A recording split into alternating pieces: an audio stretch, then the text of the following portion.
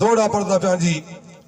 बिलखसूस सटेज दी जिनत इज्जत मा जनाब मार मोहम्मद अमजद सलीम सरगाड़ा साहब जी पूरी तवज्जो कर सो जी, पूरी तवज्जो जी कि भावे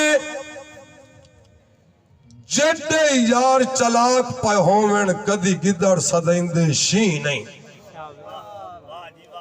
जट बंदे आ यार, शादी दा मौका है, चार मिसालां जी दौड़े दियां चार लेना, चारे मिसालां मन घड़त मिसालां असी आने जी प्रोफेसर से भावे जेडे यार चलाक पे होवन कदी गिदड़ सदैंदे शी नहीं।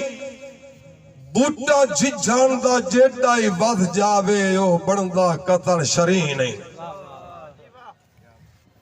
दोबारा पढ़दा पिया जी, अजे तक मेरी थकावट कहना आंदी पई क्योंकि अगे जिवें दिल गल करदा पिया शहर नू सिर्फ दाद दा मोहताज हुंदा है। तुसी हूं हां वाह जी वाह क्या बात है नाल मेरे को चल तो थोड़ा जा तो पता लग सके तुसी जिंदे बैठे हो। भावे जेडे ही यार चलाक पे होवन कदी गिदड़ सदैंदे शी नहीं। बूटा झिझण दा जेडा ही वध जावे ओ बनदा कतल शरी नहीं।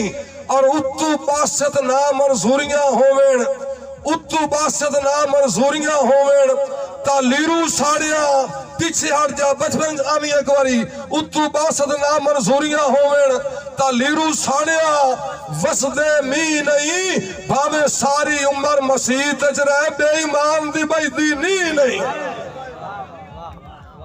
मेहरबानी बार गाजी मंगरवा साहब जिंदाबाद जी, तशरीफ आवरी हौसला अफजाई दा शुक्रिया सर, बहुत खूब जी। जग जिंदा दे मेले जिंदगी बाकी सब तबाकी। बैठो बैठो बैठो। मेहरबानी जी बार अमजद सलीम सरगाड़ा साहब जी आल संगत जिंदाबाद।